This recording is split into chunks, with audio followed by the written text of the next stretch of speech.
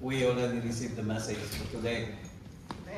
And, you know, the worship, the praise and worship, the singing of these songs is actually part of the worship.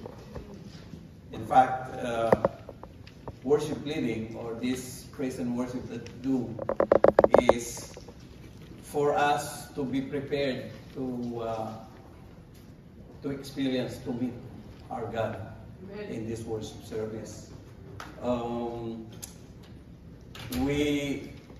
Everybody is going through different circumstances, situations in the past days, the weeks that just passed, right? And nobody knew about what each and every one of us is experiencing or had gone through for the past few days. However, when we gather together like this in worship, and this song is supposed to prepare us, our hearts, our mind, to experience the presence of God. So whenever we come, whenever we worship like this and sing the songs, mean it and think of it as part of our total worship service. We sing songs to prepare our hearts to receive God's message and experience Him in every time we would gather together. After all, He said, where two or more gathered in my name, there I will be in the midst of them. And so claim that God is here in our midst this afternoon. It doesn't matter whether we have a lot of empty chairs today, but I believe that there are angels sitting down there every time there's empty seats in empty pews. So thank you, worship team. Indeed, you did what you're supposed to do. You ushered us into the presence of God. So this month's topic is about stewardship.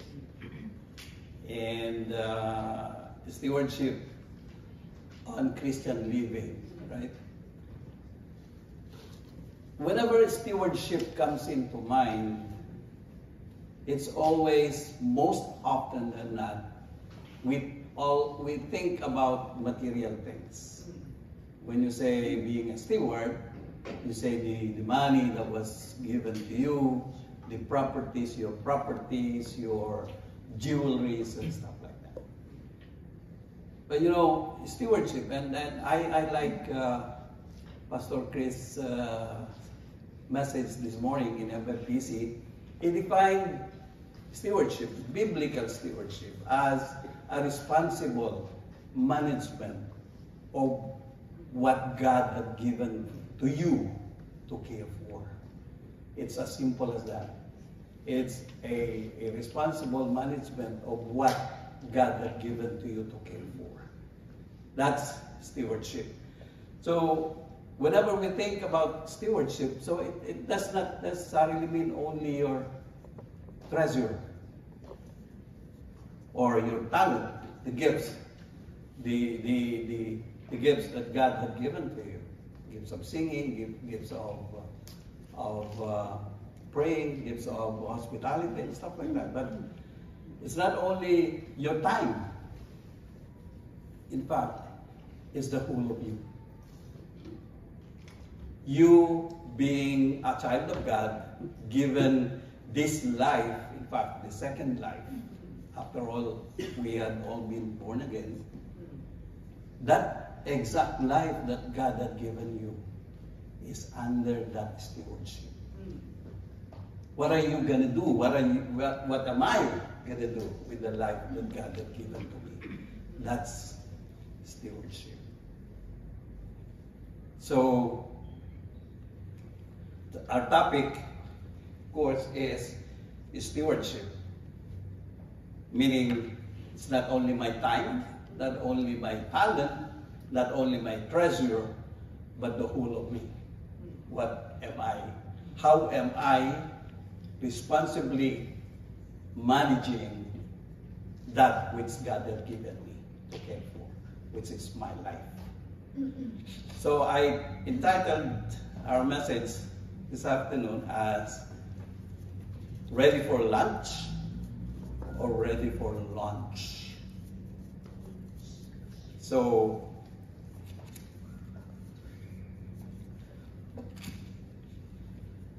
for those of you who had gone to this, raise your hands, who had gone to a cruise ship or who had been to a cruise vacation. Nobody yet? Oh, I suggest that you do. It will change your life. A cruise ship is an experience where you would go to a boat. There are different kinds, of course, small ones, big ones. And the main purpose is to entertain, to make people happy, to make people full, because after all, in the cruise, food is free. Breakfast, lunch, dinner, and everything in between. If you want to eat midnight snack, if you want to eat in between, if you want to eat while sleeping, you can do that. It's free. It's free. It's part of the money that you paid for the cruise. So its main purpose is to entertain, to make people happy, to make people full, meaning filled, and it's in the stomach, and to make people feel relaxed. Compare that, so you can just see different kinds of entertainment. It's actually a 5-star hotel on the sea or on the ocean, and it's going from different countries to countries, right? Compare that with an aircraft carrier. An aircraft carrier, the main purpose is to battle ready. In fact, you're not going there to be filled. You're not going there to relax. You're not going there to be entertained. You're always ready, because as soon as the red light starts blinking and blaring, all those who are supposed to go to their places, they go. So they're always ready, right? Make people fit and trained, all the equipment, resources ready and prepared when needed, ready for launch. So you're not going there to just relax, stay in your hammock, eat. Of course, it's also free food in the carrier, but that if something happens while you're eating, you leave your meal and go and be ready. So now the topic is just a background of what we will be talking today. So the Israelites were let go by the Pharaoh, right? Moses led the Israelites out of Egypt. And thousands and thousands of them, we know from the book of Exodus, that they went with their families, the kids, the old ones, the women and men, and the animals, they go. And while they're doing that, of course, it was Moses who was leading, and later on we'll know who the rest of the other people that are there. So from the time they left Egypt, they were traveling with the intention of following God in His guides, in His direction, to go to the promised land, which is Canaan. So in all of those, we learned from the book of Exodus that God had been showing them miracles. We heard about the manna on the desert, the quail. We know that when the Israelites were traveling, they have the pillar of cloud during the day to guide them, and they have the pillar of the fire at night time. So they were traveling night and day. So with all of those things that God had been doing them, all those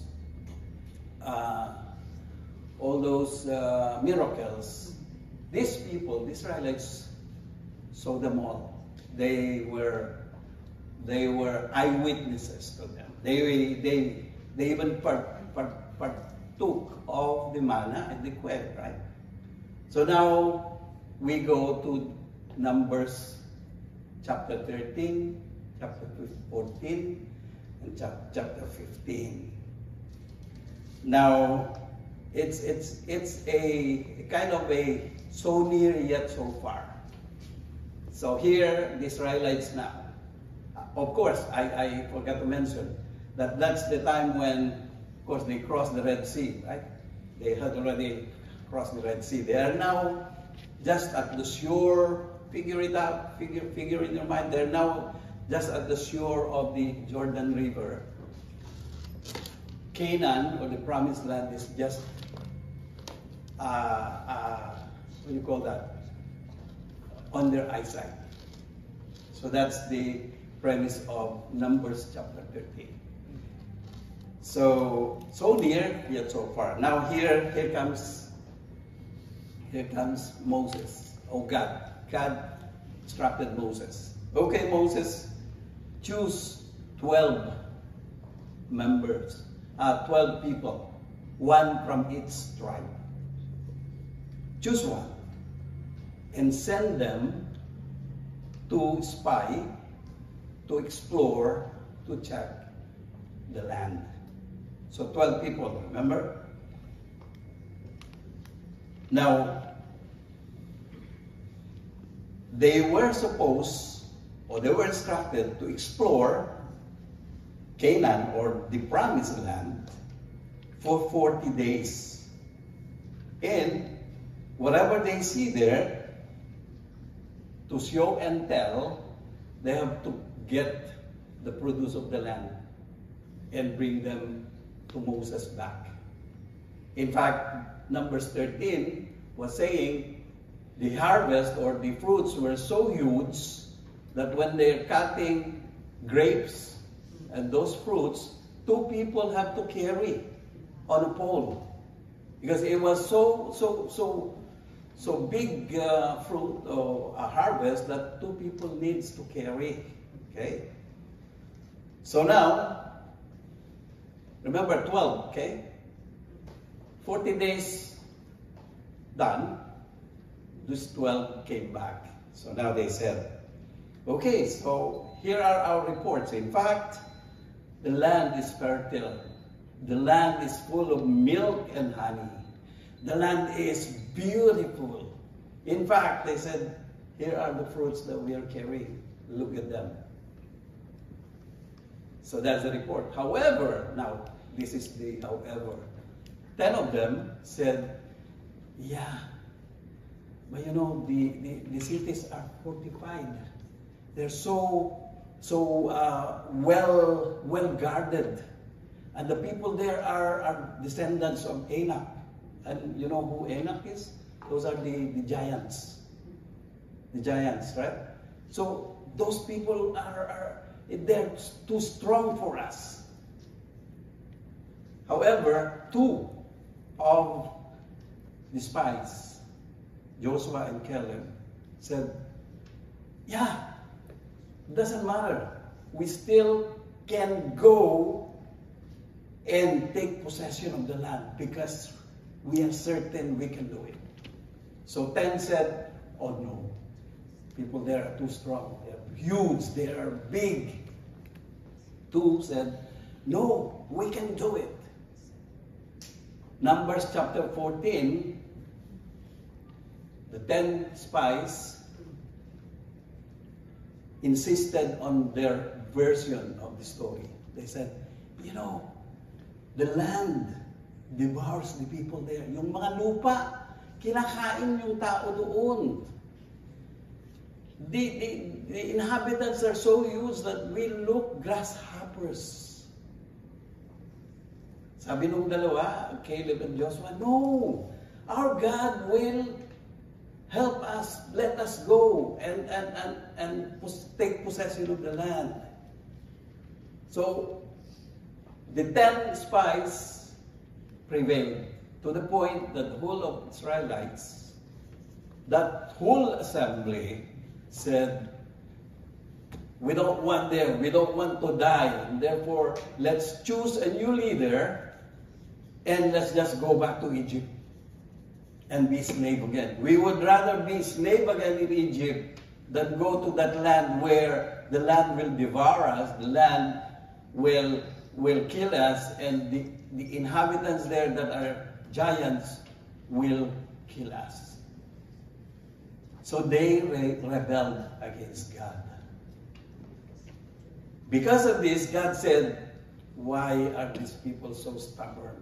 After all those miracles that I did, after everything, I parted Red Sea, I fed them with manna, everything I did, why are they so hard, stubborn? And I would like to kill them all. Moses pleaded, Lord, no, please, don't do that. Forgive them. So the Lord said, okay, I forgive them. However, every single one of them, 21 years old and above, will not be able to cross the Jordan River and take a step, even a single step, into the promised land. Except for Joshua and Caleb. And so, because of that, God said, because of what you did, you have to go back. Instead of crossing Jordan and possess the land, you have to go back. And you'll have to wander 1 year for every day that you have explored the land. So 40 days they were exploring the land. 40 years they wandered around the desert. To the point that every single one, 21 years old and above, perished and died, except for Joshua and Caleb. Okay. And, of course, in Numbers, God promised, except for Joshua and Caleb, because they believed me, they followed me. Okay, so that's just the background of what we will be discussing. Now, our topic actually is on, now if you have your Bible, please open them to Joshua. And now this is now, and of course after 40 years, God allowed them to go. Now, Moses is now dead. Moses himself was not even allowed to go, right? Because of some stubbornness, God said, you will not be able to step into the promised land. So Joshua was now appointed as the new leader. So here now is Joshua, who is now ready after 40 years. Okay, after 40 years of going around. So Joshua 14:6-14. And we will be learning at least 4 things from the life of Caleb, based on Caleb's account as written by Joshua. So first is his conviction. Second is his commitment, meaning Caleb's commitment. Third is his courage and confidence. And fourth is his consistency.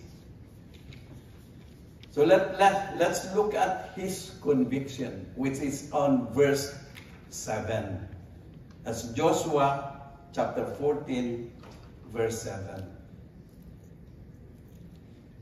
He said, I was 40 years old, meaning Caleb, when Moses, the servant of the Lord, sent me from Kadesh Barnea to explore the land. That's the chapter 14 Numbers that I'm talking about.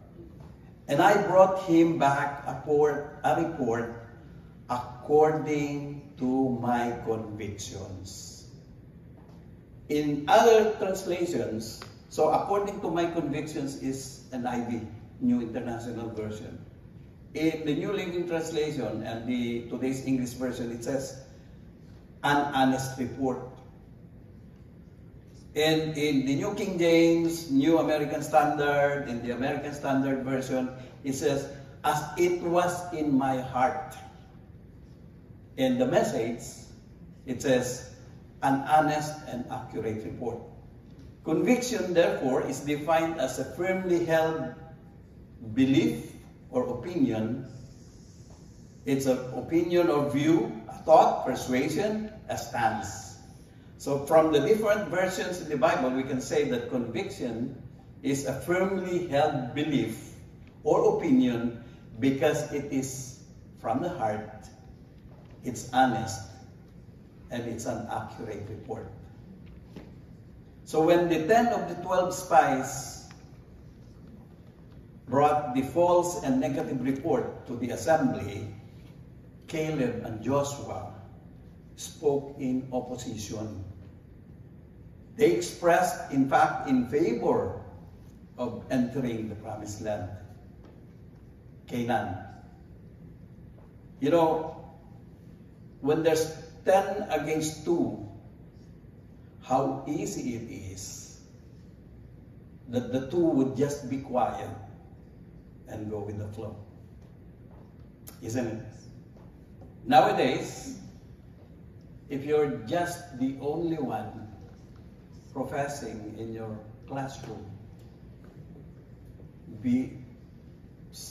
believing something or saying something that's contrary to what Allah would say, most often than not, you just stay quiet. You don't want to be branded as against the flow. There were 12 people who were sent. They saw the same place, they saw the same people, they saw the same things, the same situation, the same circumstances, yet only 2, Caleb and Joshua, brought a different report. Although outnumbered, those 2 did not give in to the pressure and threat. In fact, to the point that they were even planned to be stoned. Remember, if you read Numbers 13 and 14 and 15, they planned to stone to death Caleb and Joshua because of what they're saying. Caleb and Joshua were not going to remain silent while the majority was doubting and disobeying God. Thank God that they were willing to take a stand for what was right, even when it was unpopular. So for our application, when we accepted the Lord Jesus Christ as our Lord and Savior, there were promises.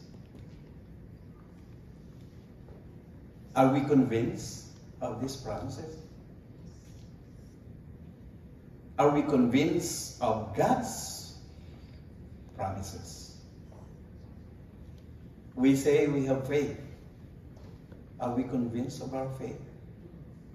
Are we standing up for what is right even when it's unpopular? Are we convinced of our own local church, Milton Christ Center Church, mission and vision? Do you even know the mission and vision of the church? Next is his commitment. That's in verses 8 and 9. But my fellow Israelites who went up with me made the hearts of the people melt in fear. I, Caleb here talking, however, followed the Lord my God, wholeheartedly. So on that day, Moses swore to me, the land in which your feet have walked will be your inheritance, and that of your children forever, because you have followed the Lord my God wholeheartedly. Wholeheartedly simply means totally with God or wholly follow. Wholeheartedly. The Israelites rebelled against God by not trusting on His promise. And what's His promise? I'll take you out of slavery, I'll bring you out of Egypt, and bring you to the land which I promised your ancestors. They doubted the promise and chose to believe the report of the 10 spies instead of Caleb and Joshua's. As a result, like was said, not one of them, 21 years old and above, were able to set foot on the promised land, except for Joshua and Caleb and all those children below 21 when the promise and the rebellion was made. Caleb and Joshua, on the other hand, had a different spirit and trusted fully God's promise. Numbers 14 to 24, God Himself said that. Because Caleb has a different spirit, therefore I am making him able to cross and go to the promised land. They followed God wholeheartedly. They remained faithful, trusted God fully. They looked at the same circumstances as the other spies, but they saw God's promise and power in those circumstances. Meaning, if the other 10 are seeing the difficulties, Joshua and Caleb saw the promise. And that's what they held on to. Wholeheartedly means complete sincerity and commitment. Caleb and Joshua filled the gap between their conviction and commitment by responding wholeheartedly. I'll repeat that. Now that they have their conviction, to show their commitment, you have to do something. You have to bridge the gap between that commitment, that conviction, what you believe, what your honest opinion is, with your commitment, and therefore do something. They remained faithful, they trusted God fully, right? They knew they were doing the right thing. They knew they were believing the right thing. And they are therefore going to the right direction. They responded by fully committing themselves to the will of God, because that's God's direction for them. Therefore, conviction is knowing you are going the right direction, and commitment is what you are doing to go to that direction. Conviction is knowing that you are in the right path. Commitment is when you do something to go to that path. If you have the conviction, but you're just standing, you don't have a commitment. What's our application? How are we, each one of us, filling that gap between our conviction and our commitment? Do we recognize any disconnect between what we value, what's important to us, therefore our convictions, and how we actually spend our time, our treasure, our talent? our commitment. Where do we spend those things that God had entrusted to us? If we have our commitment, make sure that what you do with your time, treasure, and talent aligns with that conviction so that you can show that you have commitment. Are we looking at our circumstances with faith and full trust in God? How are we contributing to the mission and vision of MCCC? How are we offering our time, talent, and treasure to the mission and vision of this local church? Third, his courage and confidence. Chapter 10, 11, and 12.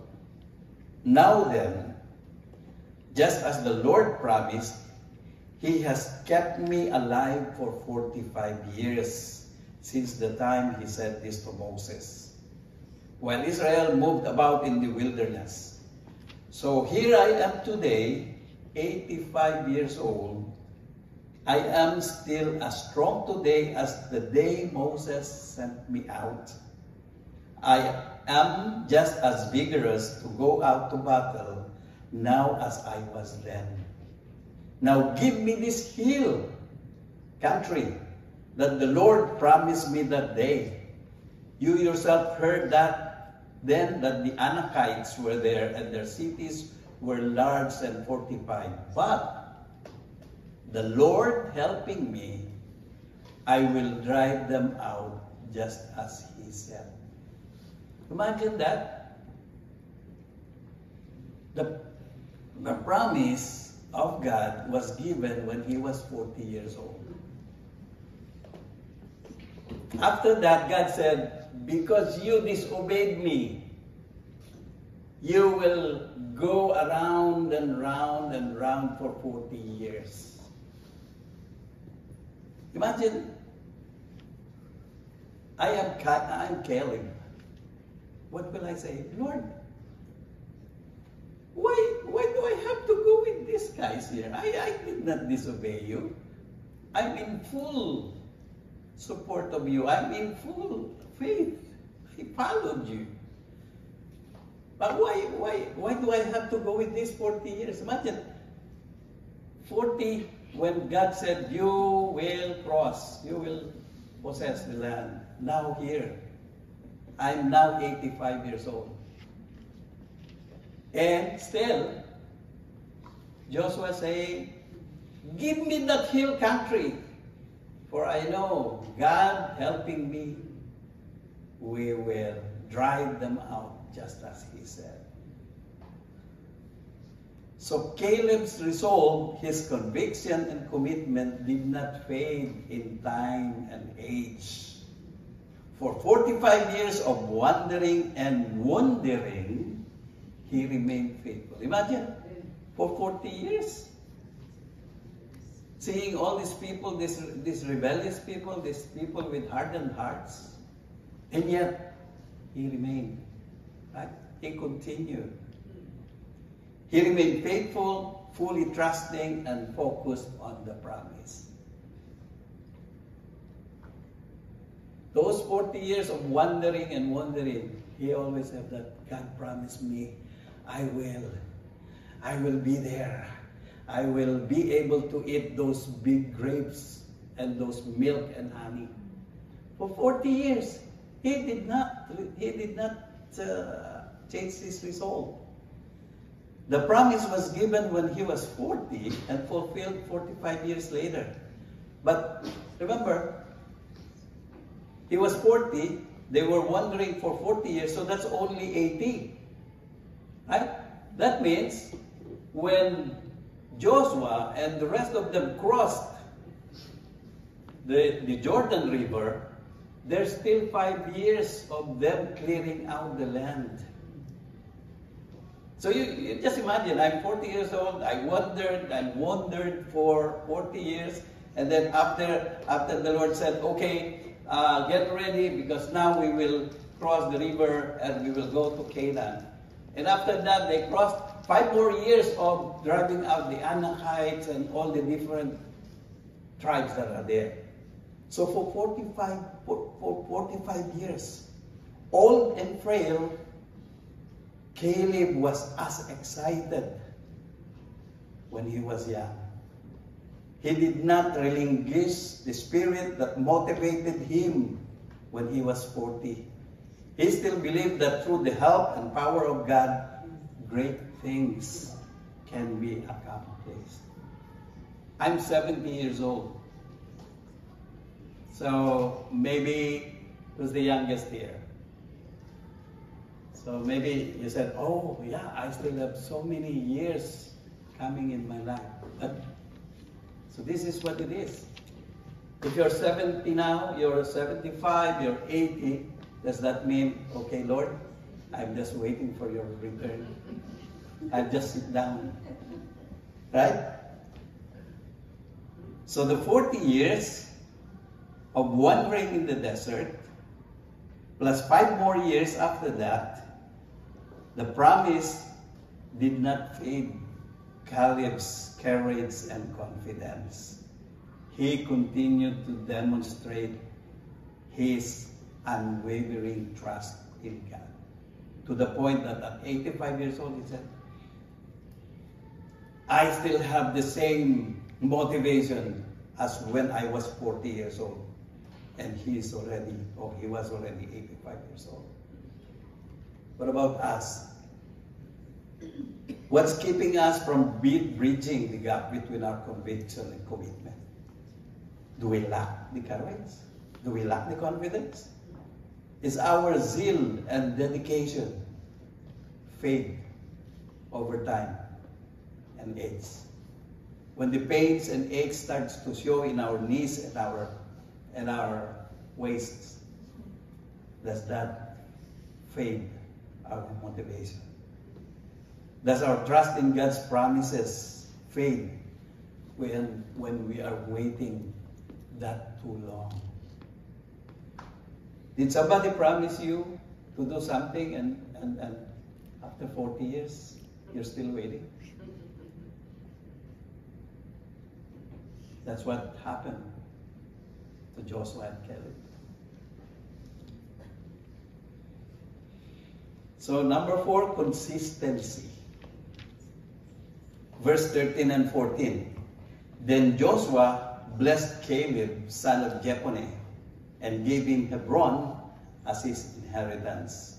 So Hebron has belonged to Caleb, son of Jephunneh, the Kenizzite, ever since, because he followed the Lord, the God of Israel, wholeheartedly. For 40 years, Caleb wandered in the wilderness through no fault of his own. He suffered the same hardships and trials as everyone else who disobeyed God. And then after crossing the Jordan, they still had to fight and drove away the inhabitants of the land. Yet, his zeal, his trust to serve God and to follow God did not fade. He did not complain as to why he and Joshua suffered as well, but he remained steadfast, looking forward to the day when God will fulfill his promise. You know, our generation today needs to learn this steadfastness from Caleb. You know what? Some studies showed that the average time a person is passionate, okay, meaning all the fire and on fire for the Lord, on fire and passionate to serve God in local churches is, you know what? 3 years. That's the average. After 3 years of being on fire, people start to grow cold. People start to feel tired. People feel burned out. So may God help us to help the spirit. May God help us to have the spirit of Caleb, to passionately serve God all the days of our lives.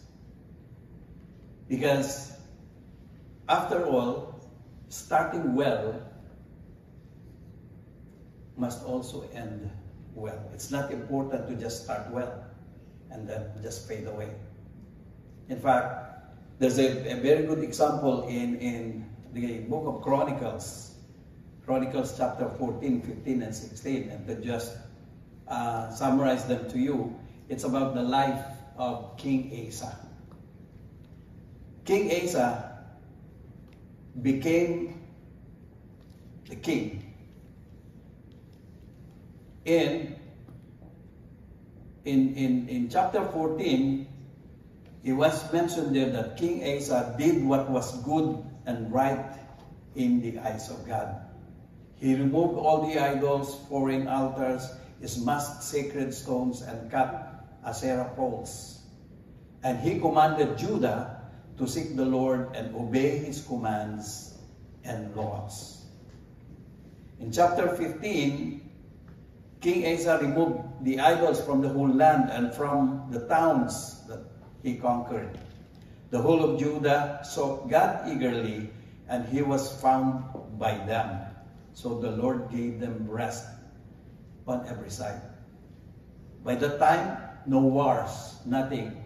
Israel is at peace. On chapter 16, King Asa started to rely more on the neighboring kings around him rather than seeking God's approval or seeking God's guidance. He went to have allegiance with another king beside him, the king of Aram. And he did not seek God. He put all those prophets that are telling him, no, King Asa, don't do that. He put them to prison and brutally oppressed the people. And unfortunately, even in his illness, because by the 39 years, so for 35 years of King Asa's reign, he was with God, and everything is good. Their life is peaceful. On the 36th reign of his reign, he made allegiance with King Aram. On the 39th years of his reign, he had an illness.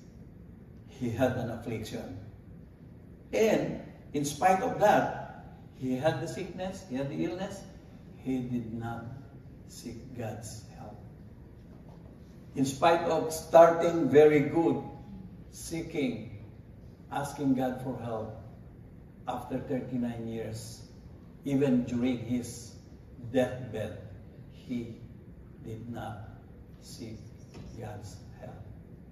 So on the 48th year of King Asa's rule, he died. So he started well, but he ended very bad. So how do we be ready? Because the title of our message is Be Ready for Lunch, not for lunch. Because being ready for lunch is easy, because all you need to do is just get fed, get entertained, and be relaxed. This one here is getting lunch. And I made 4, what you call that? Acronyms, yes, thank you. LTO. Pero hindi ito yung LTO na corrupt. I mean, LTOF. Okay? L is listen for our convictions. T is for trust for our commitments. And O is obedience, so we can have the action to bridge the conviction and commitment. And F is for faith, to keep us, to give us the courage and the confidence. So for you to be ready for lunch, LTOF, listen trust, obey, and have faith. Our final challenge, let's ask ourselves, do we know if we have the right conviction? If not, listen. The Word of God said, faith is coming from hearing and hearing the Word of God. So you have to listen. You have to hear. Are we working on bridging the gap between our convictions and our commitments with actions? Are we doing something? Do we have the courage and the confidence to put these actions to obey? If not, are you asking God to give you that courage and confidence? And lastly, are we prepared to do it consistently and wholeheartedly all the days of your life, no matter how old you are right now? Final challenge. Let us not just come to church. Let us be the church. Because the church is not this building. It is every one of us that have been separated, had been chosen by God to do His kingdom, to share His love, to share His message of salvation. Are you ready to be lunch? Not lunch, although we are having dinner, but are we ready to be lunch? Lord God, thank you for tonight. I know, Lord, it's difficult sometimes to remain convicted, to remain committed, to remain with confidence and courage. May the life of Caleb, Lord, give us the insights, give us the motivation, oh God, to continuously be ready to do what you have asked us to do. After all, your word said in Ephesians 5, 8, and 9 that we have been saved by grace through faith. It's not about our own works, so that no one can boast. So that we can do these things that you have prepared for us in advance. We're not saved just to be here waiting for our day to be in heaven.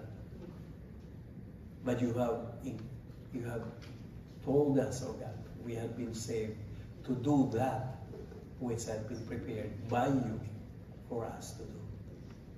So keep us, Lord, to be ready always and do our part.